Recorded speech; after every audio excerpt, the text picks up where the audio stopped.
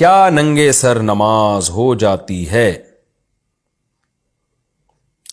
ننگے سر نماز پڑھنا کیسا ہے؟ کیا ننگے سر نماز ہو جاتی ہے؟ محمد شیر افضل ریاض سے۔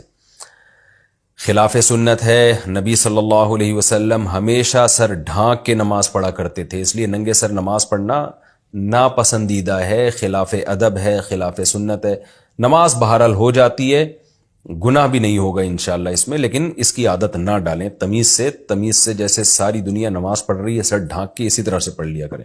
اور آج کل نوجوانوں میں ایک بڑی بری عادت پڑ گئی ہے، وہ اس لیے ننگے سر نماز پڑھ رہے ہوتے ہیں کہ ٹوپی پہن کے ان کی بالوں کی سیٹنگ کہیں خراب نہ ہو جائے۔ تو یہ بڑی غلط بات ہے یار، تھوڑی دیر کے لیے بال کیا ہو گیا، بعد میں بنا لینا بال، اتنا بھی بالوں کو لے کے جو ہے نا وہ سیٹنگ میں لگے رہنا، یہ تو نسوانیت ہے ایک قسم کی، لیڈیز پن ہے ایک طرح کا۔ تو بالوں کو بنائیں، سیدھا سیدھا ٹوپی پہنے، تو اس سے کچھ بھی نہیں ہوتا، اتنا نہیں زیادہ شو بازی میں پڑا کریں، اس سے انسان کا سکون بھی خراب ہوتا ہے اور فطرت سے بھی ہٹنے لگتا ہے آہستہ آہستہ۔ وہ